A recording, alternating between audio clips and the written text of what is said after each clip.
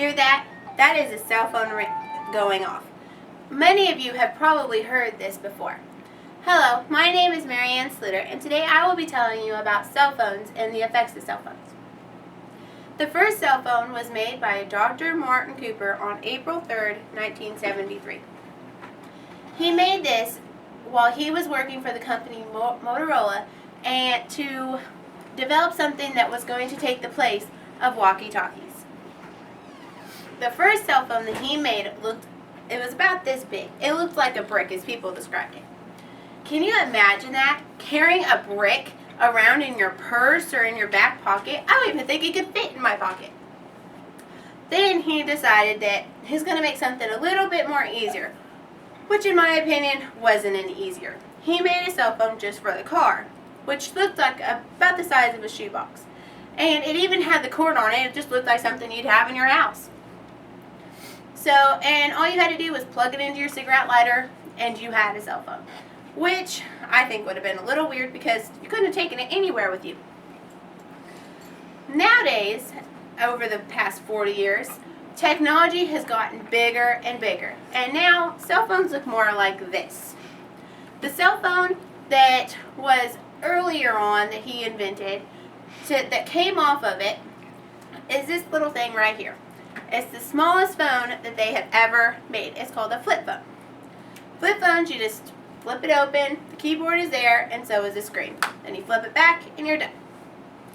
Then they came up with something they thought would be easier, and they made one that looked like this, where the keyboard is here, screen's here, and you also have another keyboard here, for people that prefer typing over clicking the button a million times. And then they came out with touch screens. Touch screens are supposed to be making your life a million times easier, where all you have to do is touch the screen and it does exactly what you want it to do. That's just a few of the different kinds of phones that have came out in the many years. On phones, there are many different things such as calendars, ringtones. You can even put music on some phones. And on this phone, you can put games. There's also many different carriers for cell phones, such as AT&T, Verizon, and Sprint. And those carriers are great if you live in the city. Then there's prepaid that are better for more of the outside areas, such as Virgin Mobile and Straight Talk. Which Straight Talk is what I have because I literally live in the middle of nowhere. So if I can have something that actually works out of my house, it would be Straight Talk.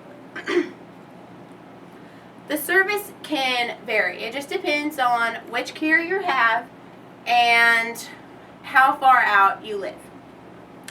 There's also positive and negative effects of having a cell phone.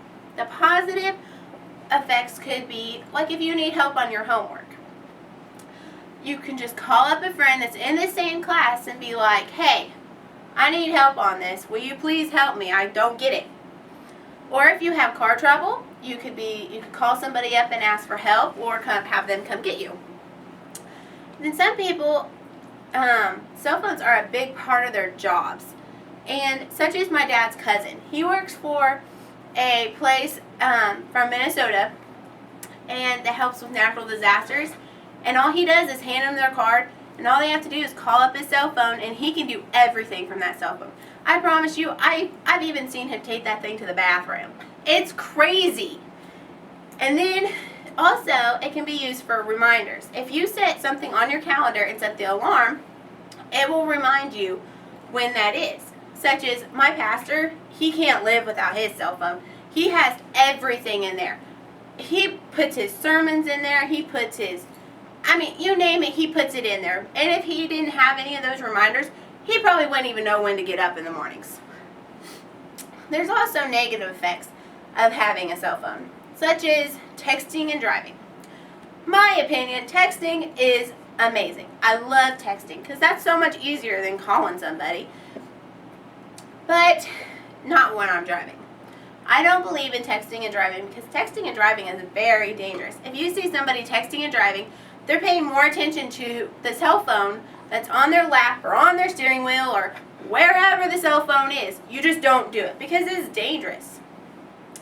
And also, another negative effect is having them in school. If people have them in school, who are you paying attention more to?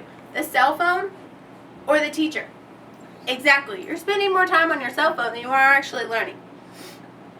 So, the biggest part of this speech is cell phones are great and they're a big part of a lot of people's lives, but then there's also times when you need to use them and whenever you're not supposed to use them. So please keep that in effect after you're watching this speech. Thank you.